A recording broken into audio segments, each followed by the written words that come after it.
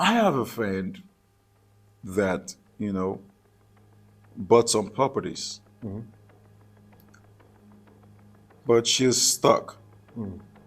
She doesn't know how to monetize her property. Okay.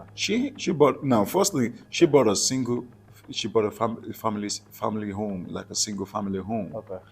and she doesn't know how to make money of it. How long she had it? And she had it for about 6 months.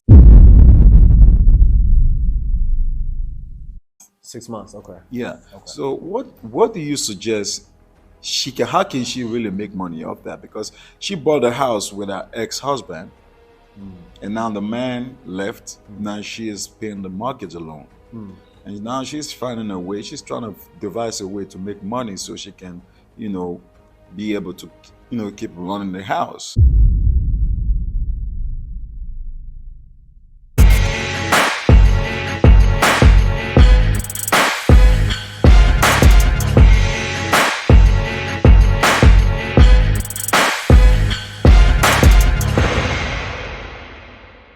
Mr. Will, how you doing?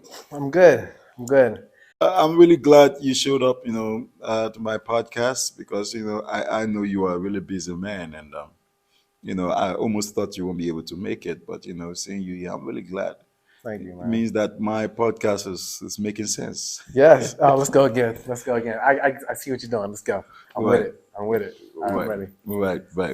right. So, um, firstly, some people don't even know what asset, the difference between asset and liability.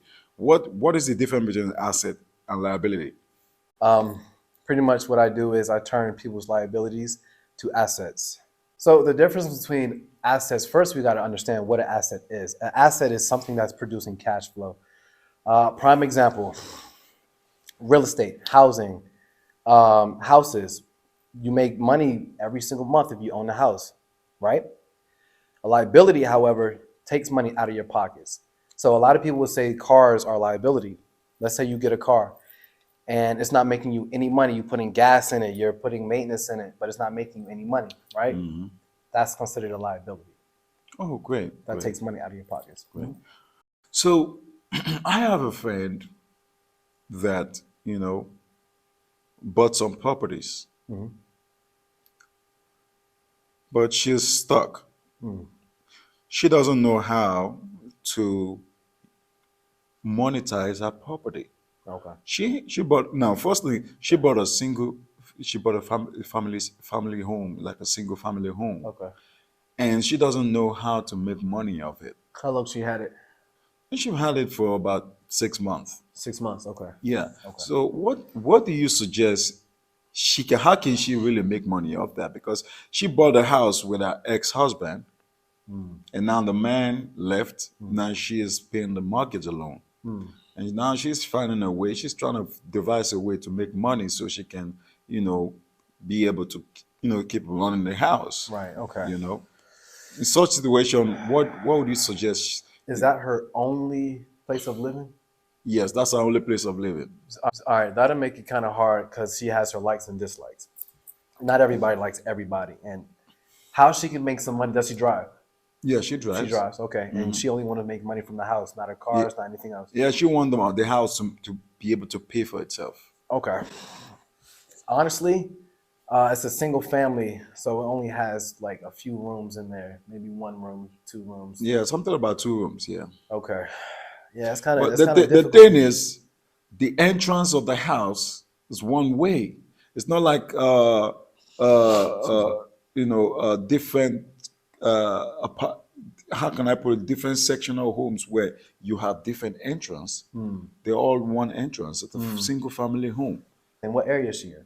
She's in the DC, Washington DC area. Oh my gosh, man! You know how much money you can make in DC? Even if it's a Section 8, you can make a lot of money in DC. But so how can she be able to live in the house while making money in the house? That's the thing. Well, honestly, and I only speak from a place of experience, and this is what I would do, what I went through and what I've seen. Everybody has their likes and dislikes, so she can put an ad out on Craigslist saying, "Hey, I have a room available. But it just really ties into her likes and dislikes, honestly. Like she can bring people in there and have them do podcasts in her house or house visits or Bible studies, anything that people need space for, a home or anything. She can put an ad out and say, "Hey, I have space, and you're able to do this at this and this time." Okay. That's one method that she can make money. Airbnb, Craigslist, Hmm. uh, use her house as a storage. Okay. This is all just monetizing the mind. Right, right. So, what platforms do you know? Oh, okay, fine. On Alex Mason podcast, we don't mention platforms. All right. I was about to ask you on what platform can they post it, but we both know that there's some platforms out there. One can actually post their content for sale or for rent. So I believe those are platforms people can I was going to utilize. ask that. Was she trying to sell it? Because I know she had it No, for 6 months. So no. She's not trying to sell it. yeah, She's trying to probably rent it out or make money off it in any yeah. way just Okay. to reduce the expenditures. Gotcha. Gotcha. Yeah. What will you say to people who are planning to buy a house and buy a car? Mm. What would you suggest to someone who's about to buy a house and buy a car? Which should they buy first? Well, that's a really great question. Honestly, if you don't have cash flow, don't buy either one.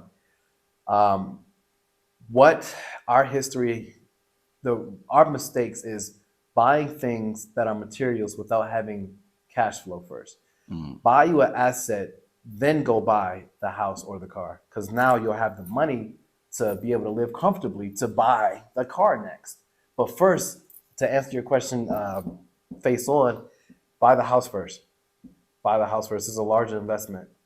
So why do you say house first? It's a larger investment.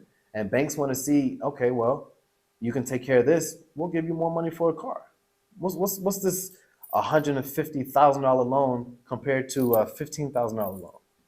You know? Okay. And if the Oh, banks see you have good rapport with them, you pay your bills on time, monthly, and it's been longer than 6 months, you can go apply for that car now. Usually, they don't want you to apply for anything once you're applying for a house, anything at all. And the reason why that is because let's say your score is 750 and you're applying for a house. The reason why the process is so elongated is because banks don't want to give out so much money to people that is going to just run and do something different with their credit. Your credit can change. It might be really good 1 month, but the next month it could be complete crap, right. And that's why banks and lenders, they don't trust many people like that. So Yeah, they they gotta have take to their give you time. some time to see if your Exactly. credit is going to change or if it's going to get better.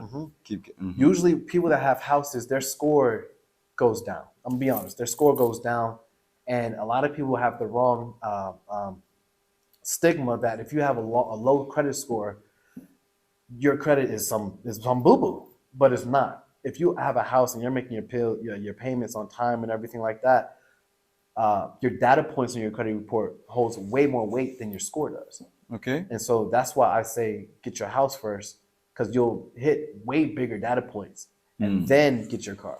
Because you can only have you can have 8 positive accounts on your credit report and you can get any kind of car you want. Honest to God, that's all you need. 8 positive accounts. It could be primaries, trade lines, and your own loans that you use against your own money.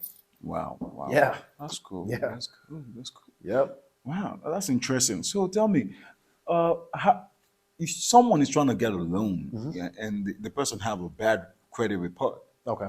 how can the person go? Do you know any way someone can go about it with a bad credit report? What are suggestions? What do you think someone out there who has a bad credit report, what do you think that person can do to, still get a loan? Okay. If you have bad credit, number one, don't go trying applying for anything else.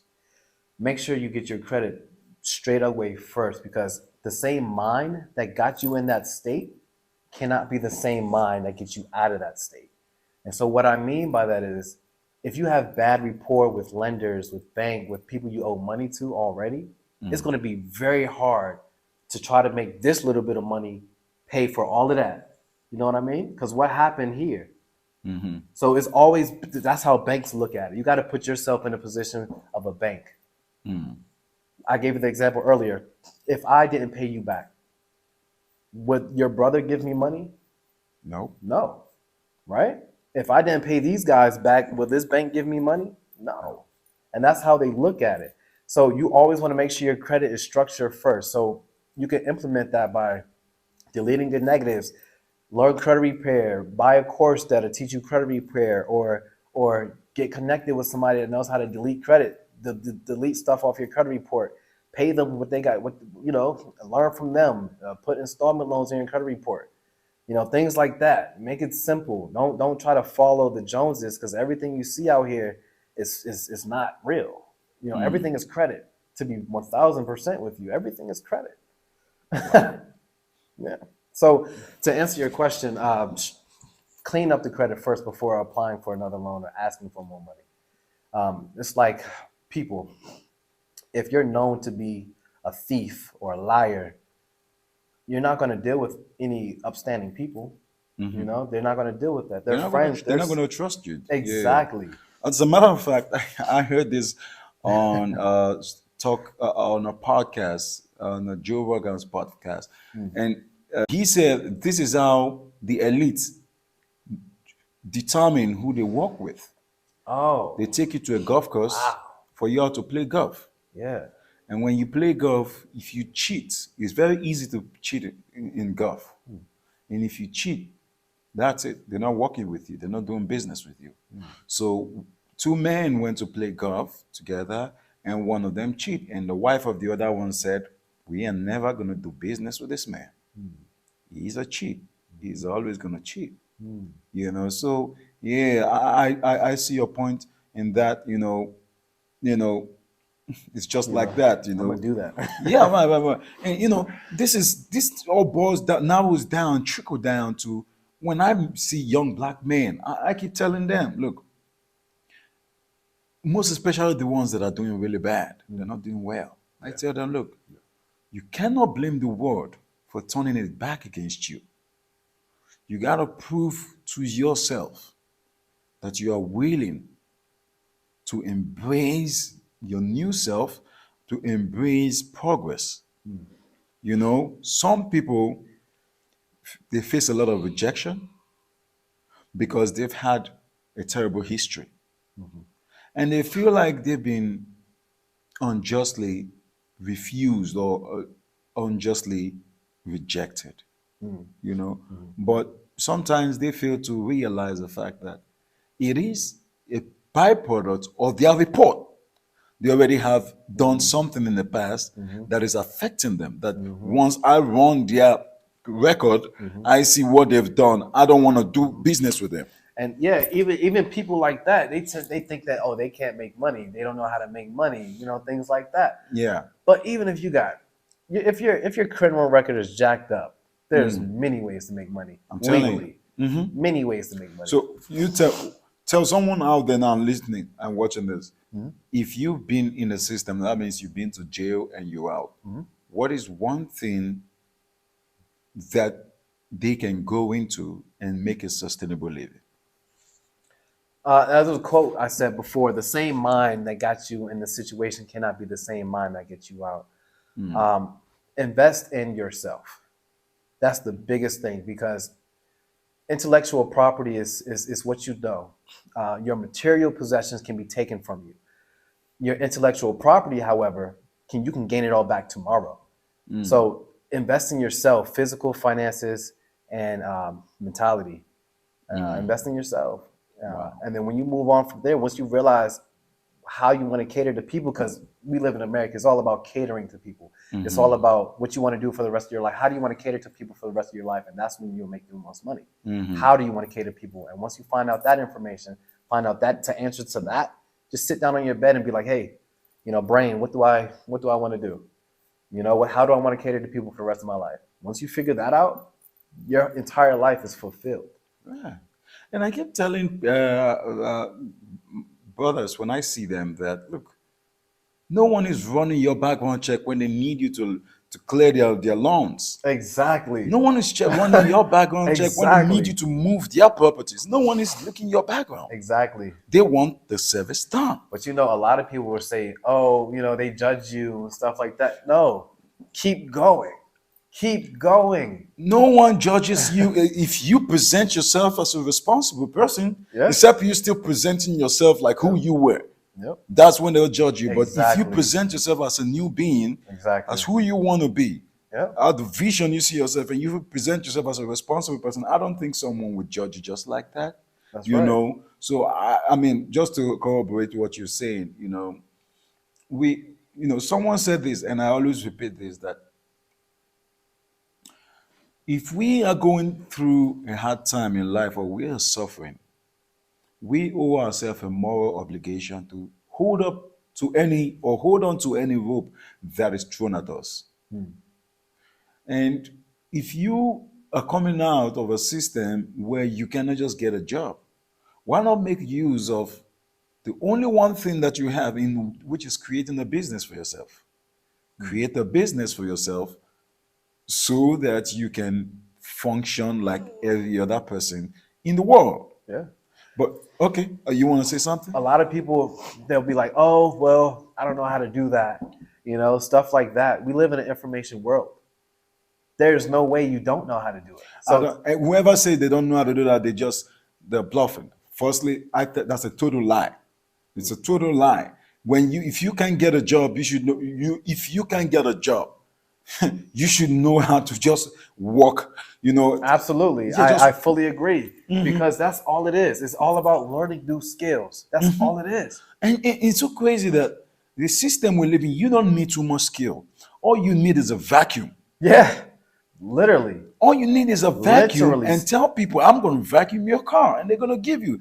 Hey, Yep. I know everyone charges $30 for this service. I'm going to charge you $10 for this service. And you do it 10 times, that's your $100 right there. Yeah. Yep. And people will gladly hire you, and they'll call you next time. Exactly. Because hell, why would they pay $30 to someone else when you can do a better job? Yep. They'll pay you. Yep. So let's not go off topic, but that's something really we need to talk about probably some other time. Yeah. So tell me, someone said that someone was trying to sell a life insurance to me. Okay. And number one, I'm no longer with my ex-wife. Okay. Yeah, and I don't have someone significant in my life that I can buy put my insurance in, only on my son. Okay. And someone was trying to make me buy life insurance. Okay. Firstly, I want to ask you, what are the dangers in buying the life insurance without having someone significant that you can trust? But my son, who is still like really young, how can I go about it? Life insurance. So be sure I understand your questions. You're saying, excuse me. To be sure I understand your question, you're saying that you want to obtain life insurance for your son, but they won't allow you because he's a minor. How do you get life insurance for someone that young? I do not know. I don't know. I never indulged in that question before. What I do know, however, is that you can use your life insurance as your own bank. And that's better than having your money in a regular bank, because you're not making nothing from your money that's in the bank. What's actually in the bank is not your money.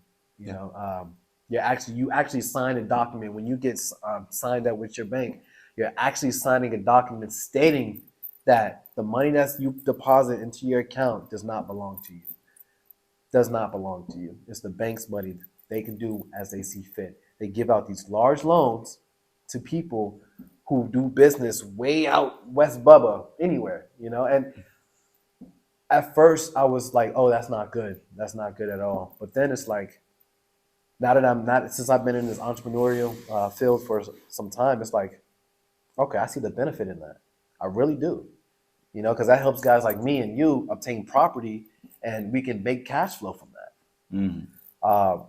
But jumping back to the life insurance, any money you put inside of life insurance, let's say you start your policy today and your policy is $50,000. You start your policy today, you monthly payment is $200. You pay $200, 4 months, you now have $800 into your life insurance policy. You are only able to take out $800. However, let's say you go to the bank. Let's say you started your life insurance policy. You have $50,000 on a life insurance policy, right? But you go to the bank. You take out a loan for $50,000. You put that $50,000 into your life insurance policy, right? You now take out the loan from your life insurance policy. What do you do with the money now, right? Because you now have $50,000 in it from the personal loan that you just took out. So now you have a loan out with the personal loan that's already taken out. So now you're in debt $50,000. You put the money into your life insurance policy. Okay, now your life insurance policy is completely paid off. They up it, right? They'll give you more life insurance. Usually it's based on your health, current status now, everything else, et cetera, et cetera. But once you pay it off, they'll up it. So once they up it, you take the money back out, right? Mm-hmm. It's you already paid it. So why keep it in there? Use it. Use that $50,000 to make you some more cash flow, right? So now you have this entity, that life insurance, $50,000. Keep in mind, you still have this personal loan here. They up that in like 45 days. They'll up it, but now you got to pay next month on your personal loan. That $50,000 you have, pull it out. Make piece payments to your personal loan, because what that does is it builds your line of credit, right? Mm-hmm. So as it's building your line of credit, pay it off in 6 months. Keep in mind, you have $50,000. Mm-hmm. Make incremental payments to the life insurance policy. You don't have to pay it off. You don't have to. It's not designed like that. It's designed for when you die, you get paid, right? So now that you took the money from your personal loan and you put it into the insurance policy, guess what? That $50,000 you just took out, you don't owe on that. Did you know that? So now it's your own bank. It's your own bank. Now you're paying the high amount that they increased you. You're paying up until this. So you can take out the whole money. You can take out the whole thing. Pay off the whole loan in 6 months, your personal loan in 6 months. Now you can take out a higher loan. And guess what? Take that money, put it into your insurance, into the life insurance. Now it's your own bank. You can take that high limit. Guess what? They'll give you extra higher limits. This is the same thing with credit. Same thing. And people don't know that. People don't know that. You can keep robbing Peter to pay Paul, pretty much. Literally robbing Peter to pay Paul. Or what you could do is you could take out a personal loan. I probably shouldn't say this, but to cut you, all this you mentioned, and they sound complicated to me. I wouldn't want to do this myself. Yeah. I would want to hire someone to do this for me. Can people hire you to do this for them? There's people like me that I wouldn't do people's me personally, but there's people out here that can do it, and they do it for a business. Yes. So you know people who can do this? Personally, yes. Okay, so that means whoever is listening to you right now can reach out to you, so you connect them to those people? Most definitely. Definitely. Right. Good. Are you going to charge them? It's just a connect. No, I don't usually charge for my connects. If it's a valuable connect to me, then yes. Okay. Yes. I mean, I would charge you. I'm not giving you my connection for free. I'm gonna charge you. Yeah, man. Because I noticed like one thing, because I'm creating courses and products, and one thing I noticed, man, like if you give people information for free, they ain't gonna do nothing with it. Even if you charge $10, they'll value it more. Even if it's $10.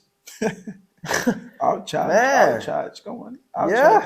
Do you know what we're talking about? That's information to transform one's life. You see, a lot of people are working in this country like hell. They have $60,000 in their bank, but they keep going to work, going to a job, and they keep working and piling that money up, hopefully, so when they retire, that money can back them up. Whereas if they can use this money for things like this, it's going to triple. Most definitely. Put it in an index fund. Put it in stock. But however, some people, it's not like they don't know these things don't exist. They haven't seen or found someone that they can trust enough to help them with things like this. So if I know the person who can help you with that, I'm going to charge you. You got to pay. You got to pay.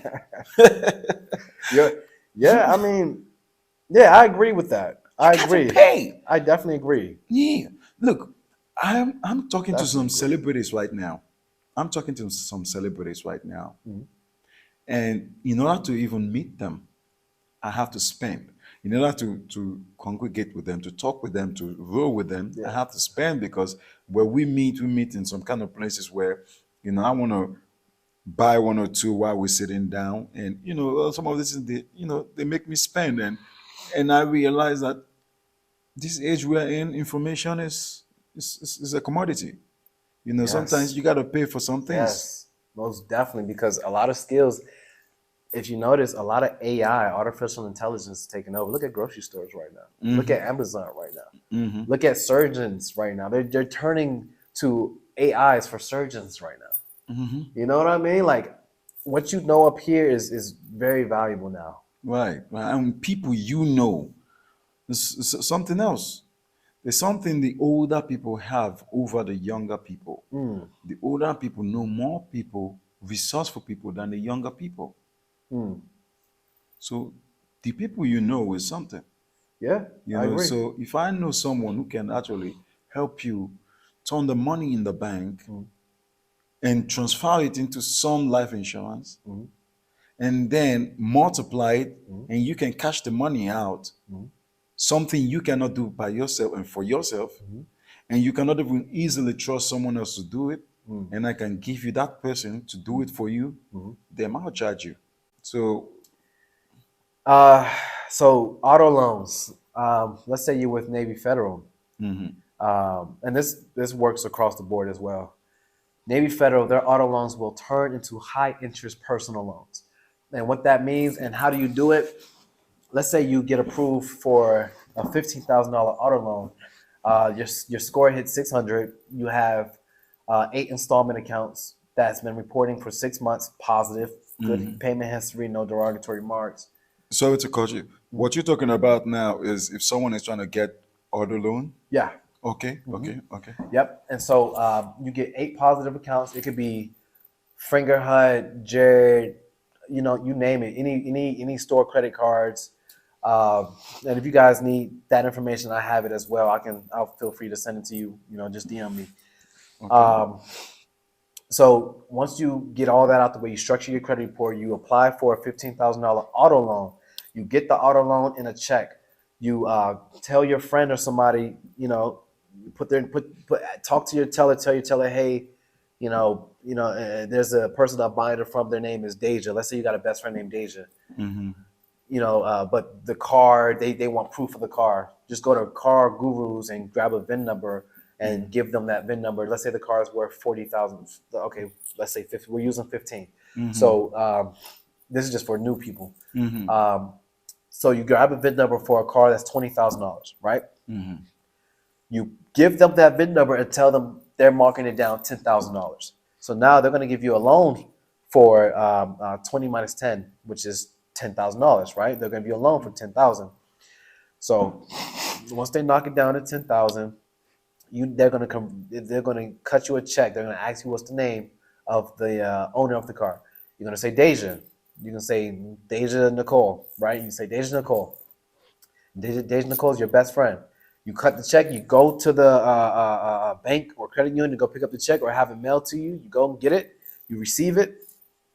And when you go get the check, you give it to Deja. You have Deja sign the back. She goes into a Navy Federal or any other credit union or bank, and she cashes the check out. She now has $15,000, and she'll give you the $15,000 or 14.4 if you give her 600. Just for doing that. So now you have 14.4. What you want to do with that money is put it into assets that make you cash flow. And earlier on, we've talked about what assets and liabilities were. Assets bring you money. Liabilities take money from you. So with that 14.4, put it in a stock. What do you wear? Calvin Klein, for example. They're about to drop a stock or drop a product. Invest in that stock. I'm going to go build me some buildings in Africa and rent it out. What about that? Yeah, man. Sure. With $20,000, you can get a really nice. You can build a really nice, 4-bedroom, house in Africa, and then you rent it out. Yeah. It's not going to give you your return on investment ASAP, but over time, you're gonna make your money back. Wow. So Well, yeah, once you yeah, can have yeah. a source of income, once you can have a source of income to pay off your debt, Yep. that's good. Once you can build a house, and the beautiful thing about building houses in Africa, you don't pay taxes on those things. You build them, What? that's I it. need to start doing some overseas business. Yeah. So Oh when, yeah. when you build your house and you rent it, there's nothing concerning the government about your rentals. You're not paying taxes on your rentals. You just rent your house on and on, just like that. Okay, I know what to do. How long it take for them to build the infrastructure? Well, depending on the structure you're looking at, you understand. But if you really have the resources to get it all started, you're looking at 30 days. You can get a house built in 30 days. They don't do the kind of inspection they do here, where it's a rigorous inspection. Yeah. Although they do inspection over there, but it's really mild. It's not that rigorous as we have here. So Okay.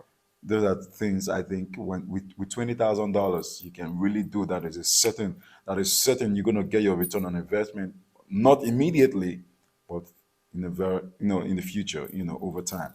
Yeah. And the beautiful thing about it is most places in Africa now, the appreciation rate is increasing so badly. Yeah, because a lot of investors are moving to Africa. Yeah, so I mean, Oh. if a technology comes out here now, it's pretty in Wow. Africa, because Africa is developing so rapidly. So yeah, so if you have a property in Africa, before the next 1 year, 6 years, it's gonna be like probably double or triple the price of how much you Okay. bought it. Yeah, Huh, we gotta so take some trips, yeah, man. yeah, We gotta yeah. take some trips, man. Yeah. So that's a good way, so actually, so you're trying to say someone can actually get a loan through an auto loan and invest it in Exactly. business. Yep. That's a smart move. It's way easier to get an auto loan than it is to get a personal loan. Yeah, but why do you think that is? Why? Your FICO scores are looked at completely different. Auto loans, they're only looked at how well you pay your auto bills. Personal, however, they look at everything around the board. Your debt to income, how much your income is, your credit history, your derogatory marks. They look Okay. at all of that. So, but what if you never had a vehicle? They'll give you one. If you want to start off, they look at um, uh, your rapport with that bank. So you got to know the terms. So I'm gonna use Navy Federal because I know Navy Federal like the back of my hand. Um, Navy Federal, if you have a secure car for $200 and you had it for 4 to 6 months, they'll give you an auto loan for $10,000. Wow. Navy Federal. Personal loans.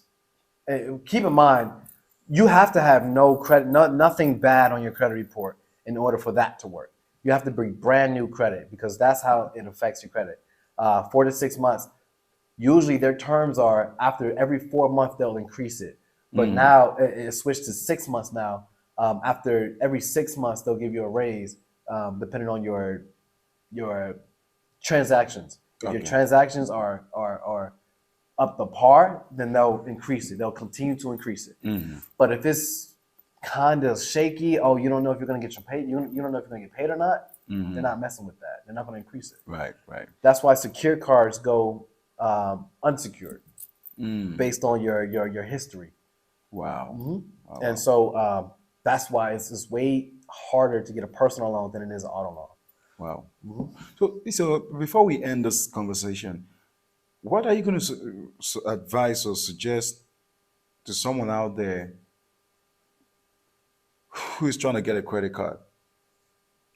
New, Okay. a fresh person trying to get a credit card. What is your advice to that person? Well, the best thing that you want to do is stack at least $1,000, not 500, not 700, not 800, 1,000, and put it in your savings account. And then call your lender and say, hey, I want to apply for a secured card of $1,000, or hey, I want to apply for a pledge loan or a secure loan for $1,000. Pay it off, then take your own money, bargain it against you. They're going to give you the money right back, right? So once they give you the money right back on a pledge loan or secure loan, take that $1,000 you got in your savings. It's going to be moved to your checkings, and your savings is going to open up a $1,000 unsecured loan for you. So now you have $1,000 in your checkings account. You got $1,000 that you need to pay. Pay that in 6 months. Just make the small payments and pay it in 6 months. They'll give you the money right back. Even if you make $50 your first payment, as soon as you see it pop up on your mobile app, you see it pop up, make your first payment of $50. You'll see the next day they'll give you the $50 right back. You know, so go ahead and make your payments, and then once the 6-month margin hit, then go ahead and pay it off completely. And then that's how you get high limit credit cards. With $1,000 on an installment loan like that, it goes in your credit report for the rest of your life. Every 4 to 6 months, they'll give you an increase, or they'll keep it the same depending on your transactions. So if you have a secured card for $1,000, after 4 to 6 months, they're going to increase your unsecured card to either 6 to 10,000 because of that 1,000. That's your own money. Let's say you took out a loan for, I don't know, $10,000, and you open up a secured card for $10,000, right? After 4 to 6 months, man, you're gonna be looking at like $50,000 on an unsecured card if your transactions go according with the guidelines that Navy Federal have to offer. That's with any bank, any credit union. Yeah, and that's the best way to get a high limit unsecured card. Okay, so the person listening to you right now doesn't understand what you're saying. I mean, I'm just putting it for example. Yeah. Can you put it in the most easiest way to understand for someone new in the credit card business, wants to get a credit card? Gotcha. What do you think they should do? All right. 1, get a job, start making income. 2, take that direct deposits, attach it to your credit report, attach it to your bank or credit union. Step number 3, ask your credit union or bank for a $500 secure card. Step number 4, continue to make your payments on time with that secure card. And this is very important. If you do not have the money in your debit account, do not spend it on your credit card. That is how we always fall into a trap, because now we'll be stuck trying to pay that interest. Don't get stuck. If you do not have the money, I'm going to say it again. You do not have the money in your debit account, do not spend it on your credit card. When you spend any amount from your credit card, transfer it over immediately. Don't wait. Don't wait, because it affects your credit negatively. There's so many other avenues when it comes to credit. You have FICO, you have TransUnion, you have Experian. You know, you have so many different variables. Pay it immediately. And those are pretty much all the steps. Thank you very much. It's simple and clear. I believe someone who is new in America, or who is just probably above 18, who is now having a credit score and trying to get a credit card will understand that. Simple. Number 1, get a job. Right? Yes. Number 2, you heard it from him. Number 2, be ready to, pay your bills. I believe those are the 2 things one who's trying to get a credit card should be looking. Get a job and be ready to pay your bills. Yeah, really, that's literally, if you do not have a job and you want to be a fly person, you want to be, this and that, you don't have a rich mindset, it's hard. You can't be dumb and rich, unless you're lucky. There's the people that have money, they're not all that smart. They're no smarter than me. They're no smarter than you. It's just that they encountered certain people to educate them on certain things. That's it. So That's it. The question I want to ask you is now, what can people reach out to you for? Monetizing their liabilities and turning them into assets. Great. Monetizing what? Their liabilities and turning them into assets. Thank you very much. Do you want to share your phone number, or you just want to keep it strictly your social media handle? The social media handle will be pretty good right now. I'm getting a lot of calls right now. Okay, good. I was just talking to a good friend of mine, Jesse Jackson. Sorry, I'm just joking. You know how you got a name drop. But I think the handle will be good right now. Thank you very much. I'll post the handle, and I believe whoever finds it useful will reach out to you.